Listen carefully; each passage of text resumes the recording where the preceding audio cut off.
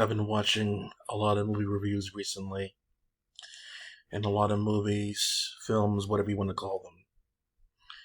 I don't do a lot of reviews on YouTube anymore. It's just not really worth my time to do so. But I did see something in this very video that triggered me. And it made me go back into what I thought about Rotten Tomatoes and scores in general from people. Most of the time, these scores are manipulated. The 95% or the 84%, they're manipulated. They're not really real. They're like bots.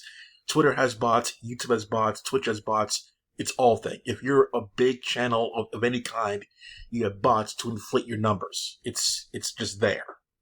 Whether it be positive or negative, you have bots doing this kind of stuff. And the way he was talking about certain things, diverse or in which a lot like of the certain people were saying similar things, those are obviously bots. No picture, one name, obviously a bot, 100% there. If you use the same kind of language as somebody else, you're definitely a bot. So that made me go, oh my god, I think this movie was done like that. So who knows? Disney could legit have 20 people create 5 accounts each and then inflate the scores for their movie. It could be like that. It could be very easy to manipulate. Just pay them like 20 bucks, whatever, make 5 accounts, and then that's that. They could easily do that on the DL. So that's what I'm listening to this kind of stuff. But I will give you my opinion now on Wakanda Forever. I saw the movie twice. I saw it Wednesday, and I saw it again on Friday. Friday was the IMAX 3D one, which I don't recommend because it was too tinted and too dark for certain details. It was the way they lit the picture. I couldn't see certain details on characters. The standard one was fine, but I couldn't stand the IMAX 3D one, which is kind of rare. The 3D did not look good at all for the movie. I did see the IMAX 3D trailer again for Avatar, with the good glasses, and it was still just as good. So I'll definitely be looking forward to seeing that movie in IMAX 3D for sure. When I saw the movie Wednesday, I didn't feel like the movie needed 3D, but I said, hey, you know what there? Maybe it might be worth it. It wasn't worth it. Not for the 3D anyway. IMAX, sure, but the 3D glasses you don't need, not for that movie. They don't do it right. So I had no problem with the story narrative of the movie. In case you don't know, and you don't follow my Twitter at Klackoff, I look at a ton of movies, a ton of them in the theaters. Whether it be Japanese, Korean, Spanish, Indian, I watch them all. Bollywood, Tollywood, Indian, Hindu, Pakistan, whatever, Tagalog, I watch them all. If they interest me, I watch them. I don't watch literally all of them. You know what I'm saying? Not literally, but I watch a ton of them. A good 90% of them. If they're interesting to me. Like, I don't care about the family movies or coming of, I don't care about that kind of stuff. If the storyline intrigues me, I'll look at it. So, when I saw Wakanda Forever, and I saw how long it was, it didn't even register to me. You know why? Because Bollywood movies are that long on average. About 2.5 hours long on average. They usually fill the time with some dancing numbers or whatever. But this was I didn't even feel it. For Wakanda Forever, I didn't feel the runtime. Because the storyline was so intriguing to me, and I was looking forward to what's coming next when it comes to a particular thread in the story. That was fine. So, if anybody says the movie has no story or no plot there, never pay attention to them ever again, because they're fucking dead wrong. These are the kind of motherfuckers that would say Family Guy has a great plot. And it doesn't usually, but it's funny on average. The main thing when I look at a movie and I review a movie and I put on my Twitter is whether or not it's entertaining or not. And this movie definitely was entertaining, 100%.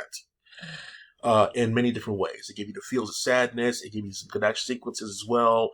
A little bit of comedy in there. Introduced some new characters in there as well. And it has a different vibe than the first movie, as the kids like to say. And it had a different vibe than the first movie. So it was any copy and paste things like some movies do nowadays. So that was cool. So I really didn't feel any part of this movie they needed to take out. If they took out all of the Riri Williams stuff in the movie and just concentrated on Shuri and Okoye and the mother's like story in Wakanda, of course with M'Baku, if they concentrated more on that one and not on Riri's character, they could have made the movie shorter. But there's certain things that wouldn't make sense in the narrative. Very few things, but they could have cut her out, and they could have had the movie be 2 hours long. But they had to push the agenda of Riri Williams and Ironheart and more characters and the young generation coming up there. So I get that part. I understand. Business wise, you got to push the new stuff. So it needed to be in there when it comes to that. Because Riri's character didn't really. Riri was important for Namor to show up and cause havoc. That's the main reason she's in there. So I'm thinking like Namor could have been there because maybe Shuri found something with her technology in Namor's country, Tuklok. Maybe she found something accidentally, and then that's why Namor is trying to take over Wakanda. So it didn't need to be Riri. Maybe it could have been done like that one and cut Riri out of the movie to make the movie shorter. They could have did that. And then maybe in the Disney Plus show, we realized that it wasn't Shuri that found it, it was actually her. And then they could have had that one go into her. And then they could have had a little bit of Wakanda in the Ironheart show. So you could have cut Riri out of the picture. I think it could have been fine. So, but the way it was done, the way she was weaved into it was fine. But if they cut her out of the picture, it wouldn't make a huge deal. They could have worked around it some way somehow. So, like, when I saw the picture again, there was nobody bored. There's no one sleeping. There was no one walking out of the picture. It was a fine picture. There's so many pictures that I've seen recently that are just god awful trash. Amsterdam was fucking horrible, bro. I was like, oh my god. Well, what's that other movie I saw? Something in Life or whatever. Like, what it was? Yeah, it was 14th. Nah, I thought it was gonna be there. Something. Yeah, it's like something like. I want to make sure you guys don't see this footage. I'm definitely gonna see the menu. Definitely for that one. I'm definitely there for that one. Yeah, make sure you know. It's. I think it's gone. It's gone already. Yeah, it's that bad. It's gone. Something in life. You know what I'm saying? So I don't want to. Yeah. So I was like, yo, do not see that picture at all. I was like, these two guys gonna do anything? Where's the intrigue at? So, but this movie had not only had good music, good cast, good chemistry. Yeah, the score was good as well. The sound was really good as well. So like these professional stuff, 100%.